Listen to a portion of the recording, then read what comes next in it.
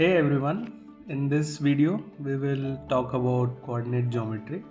So let's get started. Let's suppose you are in an aircraft flying over a field and you look down to see this plot of land. And now you see a ball over this field which casually rolls around due to wind. Now suppose you want to tell me where your ball is. How will you do that? So either if you have the ability to stop time, I suppose not, or else you will obviously ask someone to hold the ball at a particular location before showing it to me. So in this process, basically you have arrested the ball or ridden itself of all its degrees of freedom. So in a geometric space, to locate a point, we need to arrest the degrees of freedom associated with the set space. One might ask, in a 2D space, he or she can move diagonally. That should constitute to another degree of freedom, right?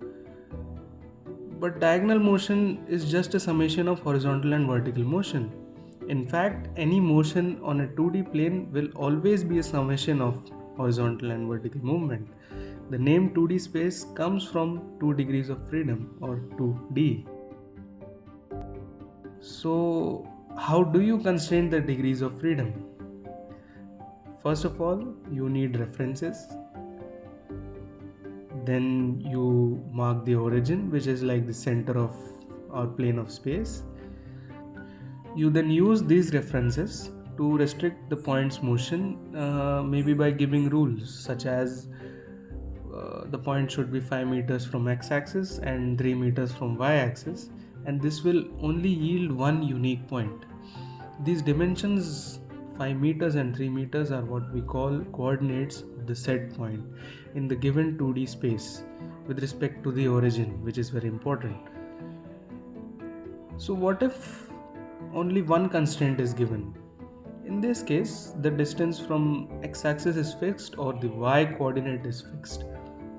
Therefore, this will only restrict 1 degree of freedom. And in a 2D space, this yields motion along a curve. In this case, a line. Similarly, imagine one constraint where the point has to be always be at same distance from origin. Sounds familiar, right? Yes, this is the definition of a circle. This time, the curve is a circle rather than a straight line. Different constraints yield different curves of motion. So when we extend the above concept to 3D space, we just need to add another reference axis, which we call the z-axis, as there are 3 degrees of freedom. Again, when we constrain only 1 degree of freedom, in this case fixing the z coordinate of the point, we are left with 2 degrees of freedom. In a 3D space, this yields a motion along the surface, or in this case, a plane. Now let us extend the constraint for a circle to 3D space, but again, we are restricting only 1 degree of freedom, so we are left with 2 degrees of freedom. So this resulting motion is a motion along the surface, or in this special case, we call it a sphere. Until now, you might have understood when we apply constraints, the resulting motions can be some interesting curves and surfaces. But what are these constraints? How do they look? How do we apply them? This is where functions come in. And if you are cheeky enough, you might have noticed it at the 3D sphere itself. Until then, thank you for watching.